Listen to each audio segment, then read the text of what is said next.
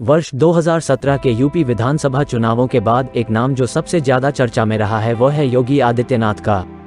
देश की राजनीति में प्रमुख स्थान रखने वाले योगी आदित्यनाथ उत्तर प्रदेश के मुख्यमंत्री है, जो कि अपनी विकासवादी और राष्ट्रवादी छवि के लिए जाने जाते हैं।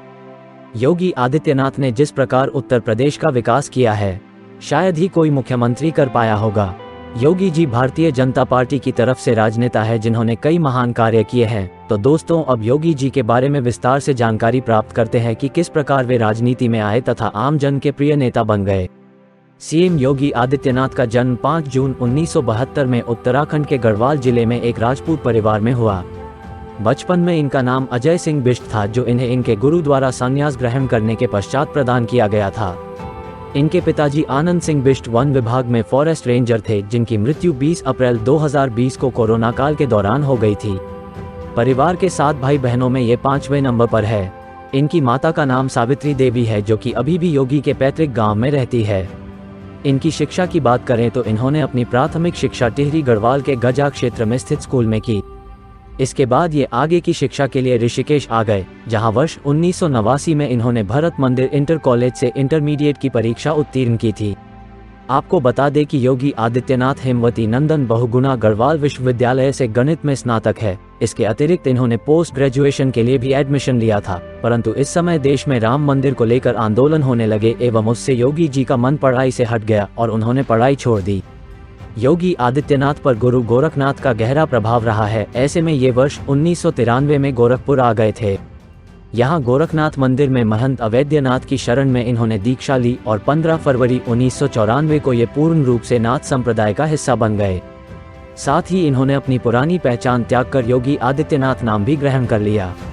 12 सितंबर 2014 को गोरखनाथ मंदिर के महंत अवैद्यनाथ के निधन के पश्चात इन्हें मंदिर का नया महंत घोषित किया। साथ ही ये मंदिर के पीठाधीश्वर भी है। आपको बता दें कि योगी आदित्यनाथ द्वारा वर्ष 1994 में ही संन्यास लिया जा चुका है, इसलिए इन्होंने शादी नहीं की है। योगी आदित्यनाथ के जीवन का राजनीतिक सफर कॉलेज के दिनों से ही शुरू हो गया था। अपने विद्यार्थी जीवन में ये अखिल भारतीय विद्यार्थी परिषद के सक्रिय सदस्य भी रहे हैं। योगी आदित्यनाथ द्वारा सबसे पहले वर्ष 1998 में बीजेपी के टिकट पर गोरखपुर सीट से जीत दर्ज की गई थी। इसके बाद पुनः 1999 के लोकसभा चुनावों में उन्होंने जीत दर्ज की थी। 12वीं लोकसभा के दौरान मात्र 26 वर्ष की उम्र में संसद पहुंचने वाले वे सबसे युवा सांसद थे।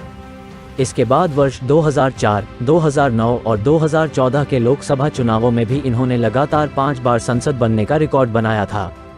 वर्ष 2017 में हुए यूपी विधानसभा चुनाव में प्रचंड बहुमत मिलने के कारण इन्हें मुख्यमंत्री बनाया गया था।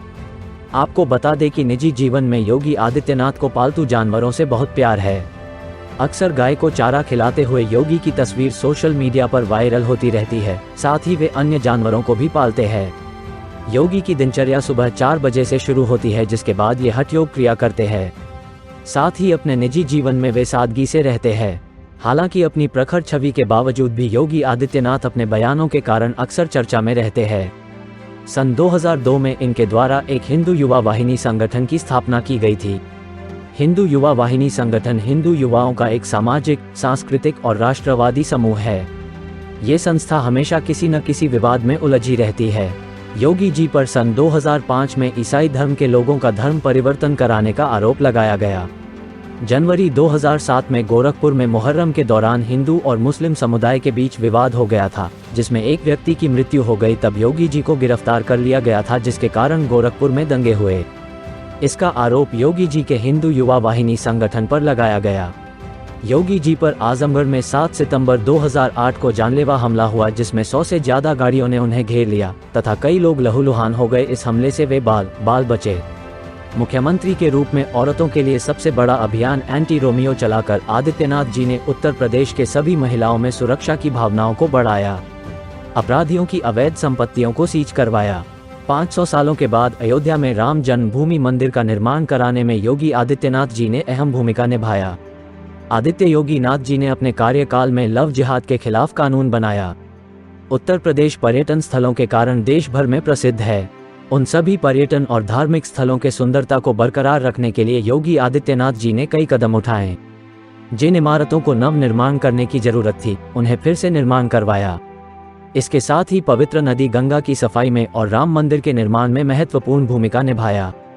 योगी आदित्यनाथ जी के कार्यकाल में ग्रामीण क्षेत्रों में 16 से 18 घंटे तक की बिजली की आपूर्ति की जा रही है, जिससे जनता काफी खुश है। योगी आदित्यनाथ जी के कार्यकाल में उत्तर प्रदेश से भ्रष्टाचार काफी हद तक कम हो गया और इन्होंने उत्तर प्रदेश के युवाओं को रोजगार देने के लिए कई अवसर प्रदान किए। 2017 से उत्तर प्रदेश के मुख्यमंत्री पद पर आए योगी आदित्यनाथ जी फिर से 2022 में उत्तर प्रदेश के मुख्यमंत्री की शपथ लिए। साल 2022 को उत्तर प्रदेश के विधानसभा का चुनाव हुआ, जिसमें योगी आदित्यनाथ जी की पार्टी को टक्कर मिलने की उम्मीद थी, लेकिन अंत में परिणाम ने विपक्ष के अरमानों पर पानी फेर दिया। योगी आदित्यनाथ जी ने अपनी भारतीय जनता पार्टी और अन्य सहयोगी दलों के साथ 273 सीट से उत्तर प्रदेश की सत्ता अपने हाथों में दोबारा पा ली। 25 मार्च को इन्होंने दोबारा मुख्यमंत्री पद के लिए शपथ ग्रहण की। योगी आदित्यनाथ जी अपने खाली समय में किताबें लिखते हैं, जिसमें यौगिक षटकर्म, हठ योग, राजयोग और हिंदू राष्ट्र नेपाल आदि शामिल हैं।